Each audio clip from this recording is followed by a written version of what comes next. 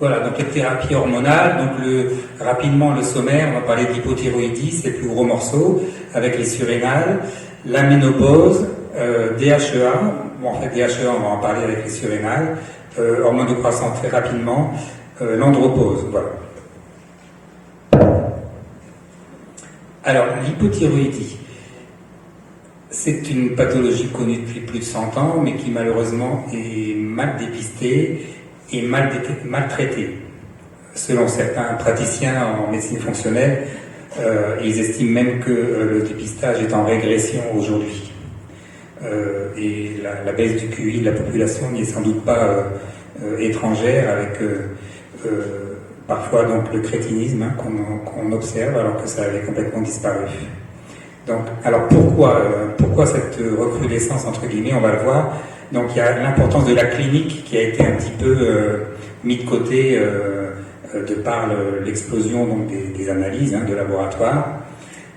Ensuite, on va voir donc la biologie, ça aussi. Donc le problème des normes de laboratoire, je vous en parle très rapidement. Donc, comme vous le savez, c'est des normes statistiques, des normes fréquentes, ce qu'on appelle les percentiles. Donc, on prend la population, on considère que 95% est en bonne santé, et les 5%, donc 2,5 au-dessus, 2,5 au-dessus et en dessous, donc ils sont considérés comme pathologiques. Mais en fait, c'est pas du tout des normes de santé, c'est des normes statistiques. C'est un petit peu comme si, en fait, on traitait que les gens quasi aveugles, et celui qui a une légère myopie ou qui a un peu astigmate, on va pas lui donner des lunettes. Voilà. Donc, c'est un petit peu le problème des valeurs fréquentes de laboratoire. Donc, en médecine fonctionnelle, en fait, on a établi des normes de santé qui sont beaucoup plus resserrées. Alors, un des pionniers de l'hypothyroïdie, c'est le Dr Eugène Hertog, arrière-grand-père de Thierry Hertog. Donc c'est vieux, ça remonte à la fin du 19e siècle. Donc il a publié un petit bouquin que j'aime beaucoup, avec plein de photos, dont la première photo de la première slide que vous avez vue. Donc à l'époque, il faisait les traitements avec des hormones animales, il prenait les photos avant et après. Voilà, donc c'était les traitements thyroïdiens animaux, qui existent encore d'ailleurs. Donc ensuite, on a eu l'arrivée des analyses de biologie médicale, donc la TSH, la T4, la T3, avec les valeurs fréquentes que nous connaissons tous. Bon, ça, je vous en ai déjà parlé.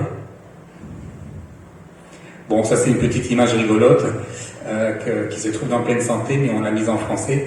Bon, voilà, c'est un dessin où on voit le praticien qui dit « Tout va bien, votre TSH est dans la norme », et puis le patient qui dit « Je me sens mourir », quoi. Voilà. Il faut savoir, pour la TSH, c'est spectaculaire, on a quasiment un facteur 30 entre les valeurs basses et les valeurs hautes. Alors, les recommandations de la HASV en France, comme je l'ai dit, on aime bien faire des recommandations. Donc, la Haute Autorité de Santé, donc elle définit l'hypothyroïdie comme une élévation de la TSH.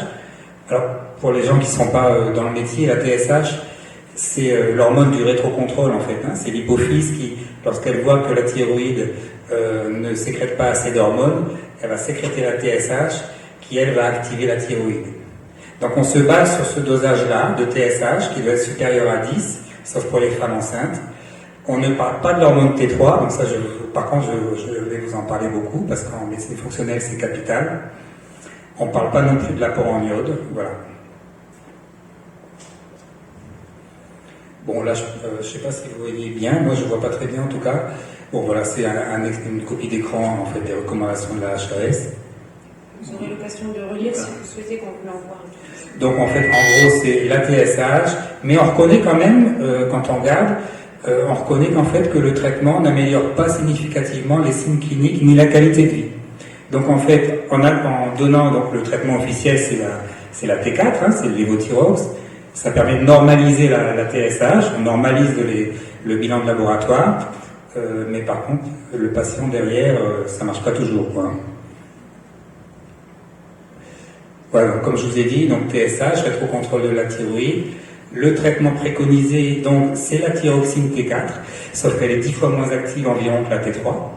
Donc c'est le corps qui doit la transformer à l'aide d'une enzyme, la désonidase, il doit transformer la T4 en T3. Et c'est seulement la T3 qui va agir, mais même en ayant des bons taux de T3, c'est pas gagné, puisqu'il faut qu'elle puisse rentrer dans la cellule, on va le voir plus tard. Voilà, bon, ça c'est une diapositive du docteur Résimond, où il explique que c'est un axiome en fait. Hein. On a décrété que ça devait se baser sur la TSH. Alors, ce qu'on observe dans la vraie vie, c'est ce que je vous ai dit. Hein. Donc, on arrive à normaliser en général la TSH en prescrivant donc du lévothyrox. C'est ce que j'ai pris moi pendant 20 ans. Mais j'étais complètement épuisé. Et puis surtout, ça m'a bousillé les surrénales. Donc, DHEA aura des chaussettes, cortisol aura des chaussettes, des allergies en permanence. Et puis, pour finir, une andropause. Hein. Parce que la thyroïde, ça a un impact sur toutes les hormones en fait. Hein. Voilà. Et donc on a malheureusement des thérapeutes qui prennent le train, l'avion, le bus et qui vont consulter dans les pays où on leur propose d'autres traitements. Alors, prescrire donc ce que je vous dis, le lévothyrox, il y a d'autres noms, hein, je ne les ai pas tous en tête. Bon, donc c'est l'hormone T4, c'est le traitement, on va dire, le plus courant. Qu'est-ce que ça peut avoir comme conséquence? Et bien donc on a une augmentation de la reverse T3. La reverse T3 c'est un peu l'hormone T3 en miroir en fait, donc qui n'a aucune activité, mais par contre elle est associée à une augmentation de la mortalité chez la personne âgée. C'est une augmentation des fausses couches, de l'infertilité, épuisement des surrénales, comme je vous l'ai dit, au long terme, hein, parce que les gens sont complètement fatigués, donc c'est les surrénales qui essaient de booster. Hein. Quotient intellectuel bas, si la T3 est basse.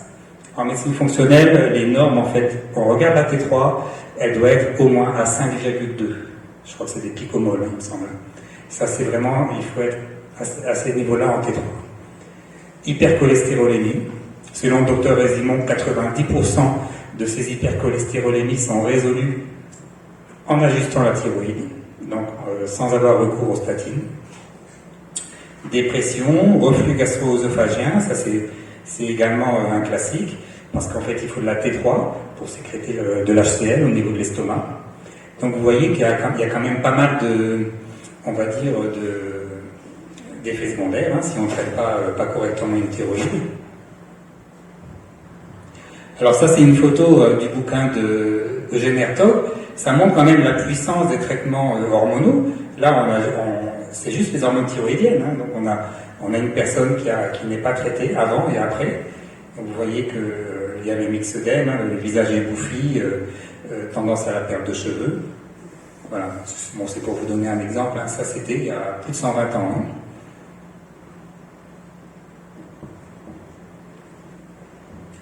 Ici vous avez un ensemble de critères qui correspondent à l'hypothyroïdie, on les verra un peu plus tard sur d'autres diapos, notamment une personnalité qui va prendre de l'embonpoint, qui va être lente le matin, qui va avoir des problèmes de surpoids, d'obésité, de gonflement, mais aussi des symptômes qui ne sont pas forcément déterminants, enfin en tout cas on ne fait pas le lien, des fissures au talon, des mollets gonflés, de la cellulite, des kératoses du coude, enfin un certain nombre de choses qui peuvent être liées dues aussi à d'autres pathologies ou d'autres symptômes, hein, mais souvent un cumul de symptômes peut faire appel à un syndrome d'hyperthyroïdie. Je vais juste rajouter un témoignage personnel donc, concernant la longue liste que l'on voit sur l'écran. Donc la pression diastolique élevée, ce que mon médecin du travail me disait souvent, hein, mais c'est bizarre, tu as une tension pincée, donc j'avais en fait les deux chiffres très rapprochés, et des fois aussi très bas, puisque j'avais le cortisol au ras des chaussettes, et donc, mais bon, j'avais jamais eu de réponse, et j'ai découvert après dans les écrits d'Hertog, en fait, que cette tension pincée, entre guillemets, qui est une pression diastolique élevée, provenait probablement de mon hypothyroïdie, puisque je ne l'ai plus aujourd'hui. Alors, l'approche holistique donc, de l'hypothyroïdie, donc plutôt que de traiter donc, à la thyroxine, au T4, hein, au lévothyrox, donc il y a possibilité de traiter avec un mélange T3 et T4, c'est ce qu'on appelle le Tiral, hein. À ma connaissance, c'est la seule spécialité en France qui associe la T3 et la T4. Sinon, il y a une autre possibilité, en fait, c'est d'associer le lévothyrox, hein, qui est de la T4, avec du Sinomel, qui est de la T3 seule. Dans d'autres pays, il y a les extraits thyroïdiens animaux, ERFA, Armour, qui ont, selon les... Enfin, moi, je les ai jamais pris, hein, mais selon certains médecins, ils ont un avantage, c'est qu'on trouve vraiment toutes les hormones de la thyroïde, de la T0 à la T4, et surtout elles sont dans une matrice protéique, et du coup ça module leur libération dans la journée. Parce que l'inconvénient, donc, notamment de l'Euthyral, c'est que vous avez la dose théorique de T3 pour 24 heures, sauf que la T3 elle a une demi-vie assez courte en fait. Et du coup, ça fait souvent un pic en début de journée. Certaines personnes peuvent avoir des tachycardies. Donc on recommande à ce moment-là de fractionner les prises de Thyral matin et soir. C'est ce que je fais personnellement. Hein. Je prends un demi-Euthyral le matin, un demi le soir. Ça m'évite justement d'avoir ces problèmes de tachycardie. Moi personnellement, je vais rajouter un petit grain de sel. Par exemple, oui, je prends aussi depuis peu de la T4, mais j'avais déjà de la T3 depuis 2 ans. C'était pas suffisant. Et effectivement, j'ai scindé en deux en fait ma T3 en prenant la moitié le matin et la moitié le soir. Pourquoi? Parce que finalement, prendre tout en une journée ou le matin ne me permettait pas le lendemain d'être en forme et de me lever suffisamment fort. Donc du coup, j'ai séparé en deux, voilà, pour équilibrer sur 24 heures. Donc on regarde, avant même de traiter la thyroïde dans médecine fonctionnelle, donc on regarde les surrénales. Et s'il y a une carence en cortisol, on la traite avant toute chose, puisque le cortisol est l'un des facteurs indispensables qui permettent de faire rentrer la T3 dans la cellule au niveau du récepteur. Donc d'abord traiter les surrénales et après seulement la thyroïde. On traite également donc la dysbiose, comme je vous l'ai dit tout à l'heure, avec des huiles essentielles, de l'argent colloïdal ou du flagelle. Donc thyroïde cortisol, donc c'est un cofacteur indispensable pour la thyroïde. Donc si on n'ajuste pas le cortisol, on risque d'avoir une augmentation de la conversion de la T4 en reverse T3. Donc il est vraiment indispensable d'ajuster les surrénales. Et quand on ajuste en cortisol, on va le voir tout à l'heure, obligatoirement associer la DHEA, qui permet d'équilibrer les effets secondaires possibles du cortisol. Donc, ne jamais donner au long cours du cortisol sans DHEA. Bon, ça on en a déjà parlé. Voilà. Donc là, c'est une image du récepteur cellulaire de la T3. Donc, entre autres, manque d'oméga 3, ça c'est intéressant. Comment agissent les oméga 3? En fait, ils agissent sur la souplesse de la membrane cellulaire. Lorsqu'il n'y a pas assez d'acide gras oméga 3, donc la membrane est trop rigide et donc les hormones ne peuvent pas rentrer dans la cellule. Voilà, donc dysbiose, vitamine D, c'est également impératif, il faut des bons taux santé de vitamine D. Donc ça c'est une diapo de Résimon. Donc lui il estime qu'il faut entre 6000 et 10 000 unités par jour, toujours à contrôler par la biologie, la vitamine D. Voilà les nombreux cofacteurs qui jouent sur la fonction thyroïdienne. Donc vous voyez que c'est pas si simple que ça. Il ne s'agit pas seulement de prescrire de la T4 et puis d'observer la normalisation de la TSH. Donc on a la B12, on a le sélénium, le zinc, le magnésium, carence fréquente. Donc il y a des études qui montrent que, notamment par exemple une carence en magnésium sur le long cours, c'est un facteur de risque d'augmentation des anticorps antithyroïdiens. La ferritine et la progestérone, donc fréquemment chez des femmes ménopausées non traitées, en fait on observe également une hypothyroïdie fonctionnelle due au manque de progestérone. Bon, ça c'est juste une étude qui montre que le magnésium effectivement expose lorsqu'il est carencé donc à un risque augmenté de Hashimoto 1, qui est l'hypothyroïdie la plus fréquente par augmentation des anticorps antithyroglobulines. Donc la clinique prime sur la biologie, on le verra dans la dernière diapositive. Il y a tout un questionnaire d'anamnèse qui est donné aux patients. Je crois que quasiment ça doit faire 15 ou 20 pages. Pour la thyroïde, il y a peut-être au moins 2 pages, un nombre incalculable de questions. Et donc on va regarder ça de plus près avant même de commencer à traiter. On fait une pause. Est-ce que vous souhaitez une pause, une petite pause? Ou on enchaîne, sachant on a commencé d'accord il y a moins d'une heure. On continue? Oui, ça va, vous tenez le choc? Ok, super. Alors, vous êtes peut-être concerné, je ne sais pas. En tout cas, quelqu'un entre vous ou voilà, dans votre entourage, vous avez probablement quelqu'un qui est concerné ou qui ne le sait pas encore.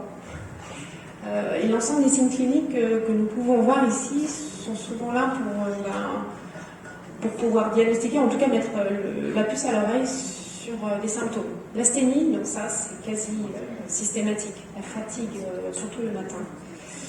Les frilosités, bon, on parle souvent des femmes, on parle de problèmes de circulation, mais vraiment la frilosité systématique. Donc la léthargie fait partie de l'asthénie aussi quelque part. Les bradycardies, on en a parlé tout à l'heure. Et puis il y a d'autres troubles divers et variés. On a la peau sèche, on transpire faiblement, donc on a le système en fait qui est au ralenti. On a la constipation, tout est au ralenti. On peut avoir un goitre aussi, parce que là la thyroïde elle travaille fortement, mais elle n'a pas d'iode pour pouvoir transformer, donc du coup elle galère. On a des troubles psychiques, on a des fois des pertes de la mémoire, on est dans le brouillard, on peut avoir des cheveux très fragiles. On parle aussi d'acidose, d'acidité, mais ça en fait partie. Les prises de poids systématiques, souvent, en hyper. C'est plutôt l'inverse. Et puis peut-être des voies rauques et le syndrome du canal carpien, qui est 6 cas sur 10 d'hypothyroïdie, il faut le savoir. Nous avons des perturbateurs de la thyroïde, vous en doutez. Ça peut commencer par une déficience en cofacteurs, donc on en a déjà un petit peu parlé, mais il s'agit de minéraux, il s'agit de vitamines, des enzymes aussi, qui vont favoriser soit la conversion, etc. Vous avez des polluants qui sont omniprésents, malheureusement. Vous en doutez, les pesticides ne sont pas nos copains. Les bisphénols, les phtalates, le tabac, les métaux lourds, l'électromagnétique, tout ça en cumul et en cocktail charge systématiquement encore plus nos systèmes et viennent les fragiliser. Donc ce sont surtout des perturbateurs endocriniens, tout simplement, il faut le savoir. Alors, il y a des éléments qui sont également concurrents à l'iode, parce qu'on dit qu'on en manque, mais par contre, on peut avoir des charges importantes d'éléments qui sont contraires à l'iode, qui viennent en fait le remplacer. Donc on va le voir après sur un tableau. Vous avez certains médicaments également qui sont les antiacides notamment. Vous avez des antifongiques, des antibiotiques qui sont pleins de fluor. Vous avez des anticholestériens, les statines en font partie malheureusement, des antidépresseurs aussi. Alors, tu as peut-être des noms en tête. Je crois que ce sont au niveau antibiotique, c'est les quinolones en fait, les fluoroquinolones qui sont connus, entre même des spécialités de vitamine D malheureusement, avec du fluor. Je ne sais pas trop ce que ça fait dedans. C'était la Zimadio. Oui.